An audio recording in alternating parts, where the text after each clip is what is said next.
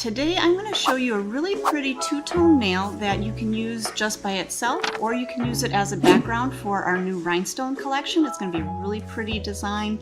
So I'm going to come in with our cover pink, and I'm going to start to build out my nail body. I'm going to press on my cuticle, and I'm going to start to kind of angle my finger downward so that it's pointing down at my table. This way the product is going to run down and start to form my smile line. Now as my product is starting to set, I'm just going to use again the edge of my brush and just really gently just kind of pull that brush forward. Okay, so our nail body is all set now. You can tell by tapping on it. So I'm just going to go through and I'm going to file that smile line in case I need to just touch that up at all. And I'm using a brand new 150 grit file. I have not removed the sharp edges from it.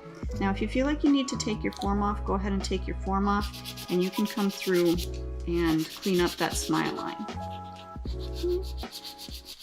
Give it a quick dust and then I'll put another form on underneath.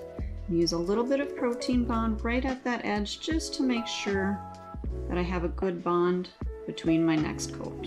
So we're going to use our Bahama Blitz from our Slick Pour collection, and I'm going to apply just a thin layer of this, and then we're going to cap it in clear. Tuck in on the sides and all the way up into that corner. You want to make sure that you get your product all the way up into that corner so that you don't file out the edge. We'll bring that out to our point, and then we'll come in with our Speed Clear. I'm just going to pick up a nice size pearl and we'll cap that whole extension. I don't need to put any clear over the nail bed because that's already got enough structure. So I'm just capping my glitter just again so I don't file that glitter off. Okay, so I went ahead and filed the nail. Got laid out here a few different stones that I'm going to use on this nail, and one of them is a little bit larger. So when I'm working with the larger stones, I actually like to use our clear sculptor to adhere it. I'm just going to squeeze a little bit of my clear sculptor right onto that nail, and I'm just going to set that right down onto that product. Make sure that there's gel underneath the whole stone. Now a little bit of that gel did squeeze out, so I'm just going to use my gel brush and just clean up a little bit of that.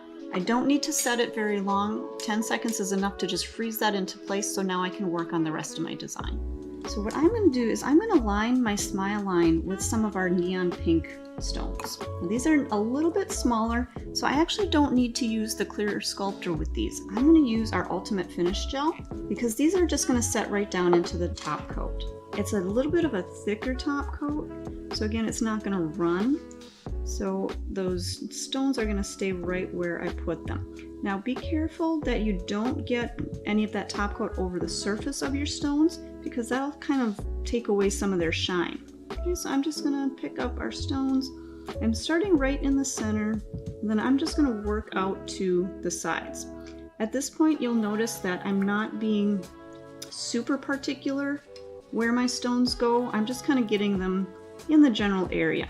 So now at this point, again, I'm going to turn my stone picker-upper around and I'm going to use that metal part. Make sure everything is evenly spaced. At this point though, I do want to add just a little bit more of my Ultimate Finish Gel right around that larger stone just to make sure that I've sealed all the way around it.